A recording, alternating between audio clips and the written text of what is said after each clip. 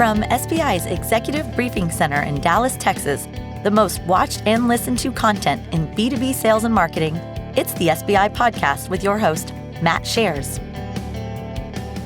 Welcome to SBI TV. I'm Matt Shares, the CEO of SBI. And today we're going to do a deep dive. I've got a special guest, Marc Odenweller, who's one of our managing directors who leads our software practice.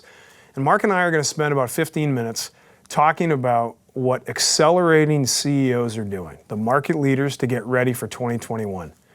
SBI spent the last 6 months studying what market-leading companies are doing, and specifically, as you think about planning for 2021, what do you need to do to take a pragmatic approach? How should you go about that planning?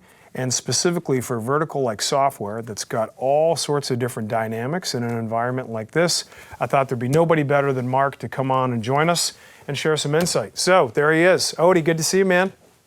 You too, brother. How are you? I'm good. Unfortunately, you're not sitting beside me where we can compare barbers, but we'll do the best we can on Zoom.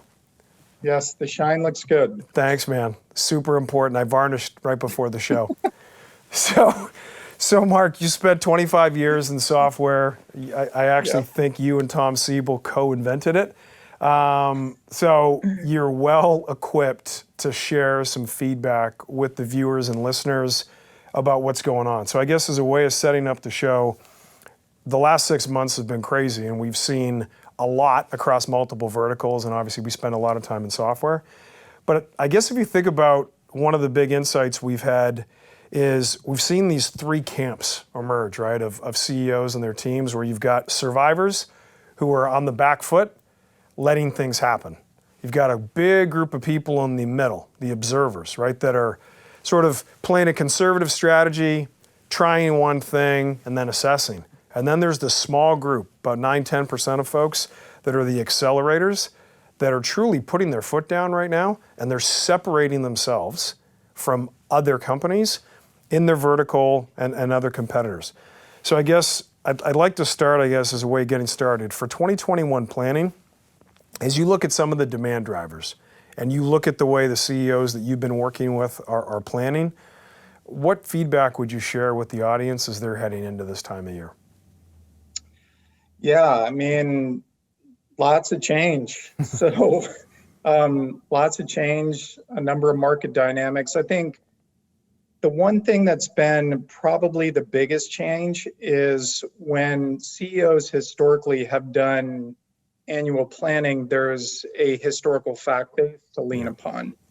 Whereas what we're going through right now, there's no history to pull from. And I'd almost argue that some of the analytics historically are almost detrimental to the planning process going forward, because they factor in, but they're almost irrelevant for the current state that we're in today. So I think the first thing is there is no perfect data. So we've got to be able to deal with imperfect data and make decisions. Yep. The second piece is time's of the essence. So we've got to make decisions quickly. Waiting for whatever the new norm to be here, no one knows when that's going to happen. Right. So making sure that we understand that time's of the essence. And then third is really around the ability to be iterative in our planning process and as we go through the execution phase. Whereas when I was in software, we had an annual plan. We'd manage it, whether it weekly or monthly, but the annual plan was the annual plan. Yes. So there wasn't much change in the plan. That's changed over probably the last 5 years or so. Yep. But what's happened in the last 6 months is really required a much more iterative kind of short-term, we're willing to modify as we go. Yeah.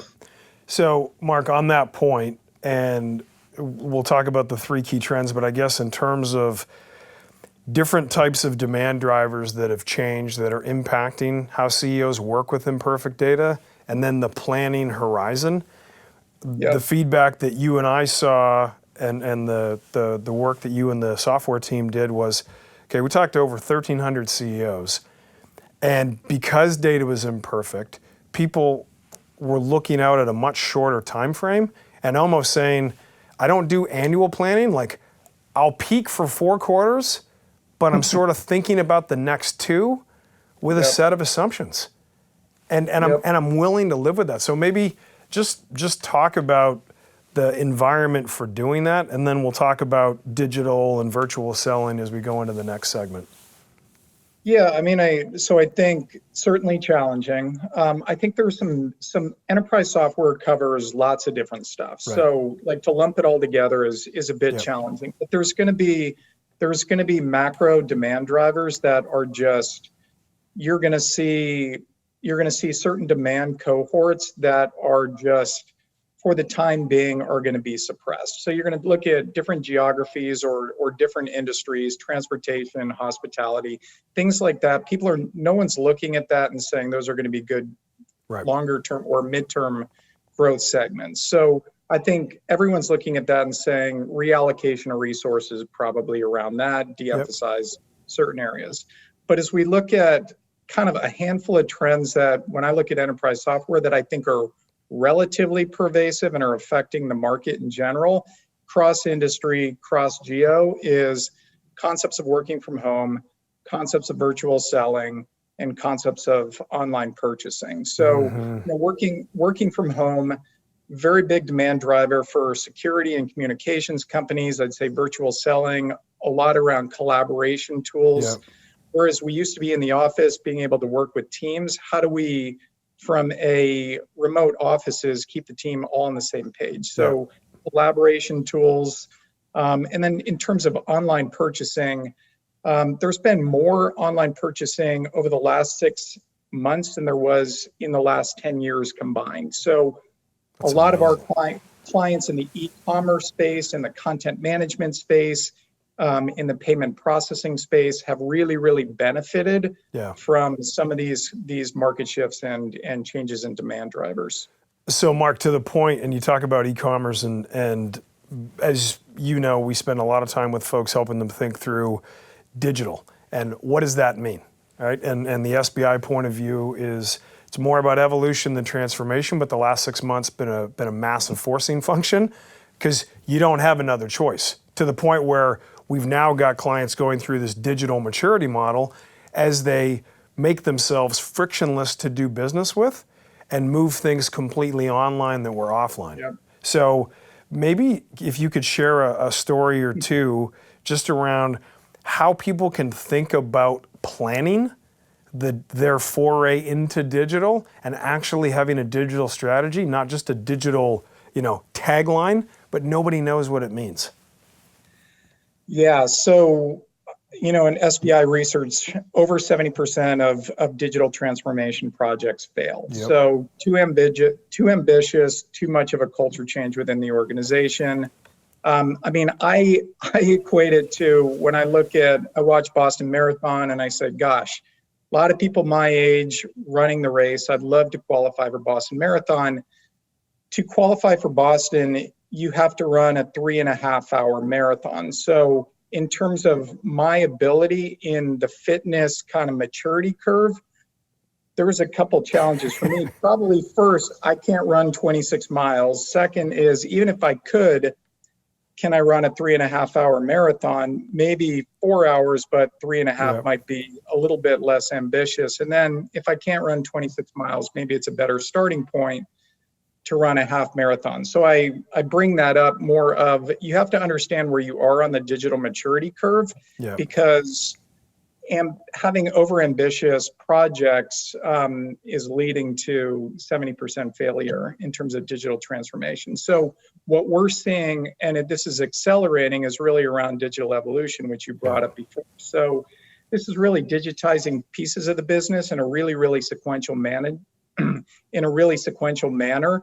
Things that are digestible and have rapid rates of return. So these are areas where we can reduce friction in the buyer process in small increments, as opposed to, if I'm not ready for full digital transformation, I'm immature on that curve, is really thinking about how do we provide a more frictionless buying process for our clients. So for those watching and listening, Mark talked about sequential, the digital maturity model that Mark and the team put together that's in this research was in response to so many questions and so much frustration around failed experiences, stripping it down. And while aspirations were high, and Mark's example of the Boston Marathon is actually a great one, there was a lot of people that just needed to do a 5K and figure out how to get the bib across the line before they think that they're going to compete with the fastest Kenyan. So that would probably be the best metaphor I could give. So Odie, if you think about this reassessment that says, okay, I got a new fact base, it's imperfect, but I got it. Now I've got some opportunities around digital, virtual selling, e-commerce. So I've got new pockets of opportunity to reimagine my commercial engine, but I got to get to execution. And it's a different environment to execute inside of. You've seen this both inside and outside different companies. What's working on the execution construct that folks should take into their 2021 planning? I think from an execution standpoint is being, again, kind of coming back to you're dealing with imperfect data. And so how do I look at balancing the data that I do have, and I'm able to make allocation decisions in the field and where my investments are going to be. Yep. So as we look at the planning process and we go through reassessment, reimagine, and then reallocation, and we look at the reallocation being the execution component of it, we know that the first two steps in the process aren't going to be perfect, but we have conviction and we have beliefs. And if we're going to be an accelerator in the market, we're going to have beliefs, and then we're going to make bets. So based on the bets that we make and the data and the set of imperfect data that we had in the first place, we need to be able to interlock organizationally, and then we need to be able to iterate in a constant cadence. And so what we're seeing there is companies really leveraging the concept of a revenue growth office, and think kind of PMO, but everything revenue related. So this is cross-functional. So all functions included.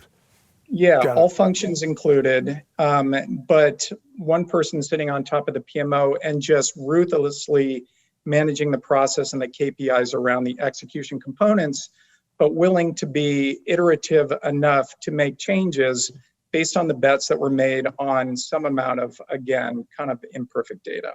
And Mark, to the point where, and what you shared with me in terms of some of the folks that you've seen do this well, I mean, green, yellow, red dashboard, like every Monday, quick sprint type approach. Is that fair?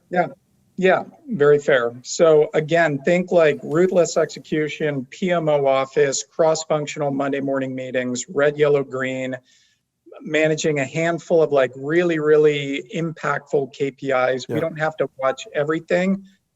Let's focus on the critical few. So Mark, last question on that, and then I'll let you run. Who, and everybody would say, oh, the CEO has to own everything. But like, who owns that? Like strategy, the chief revenue officer, like where does the RGO sit?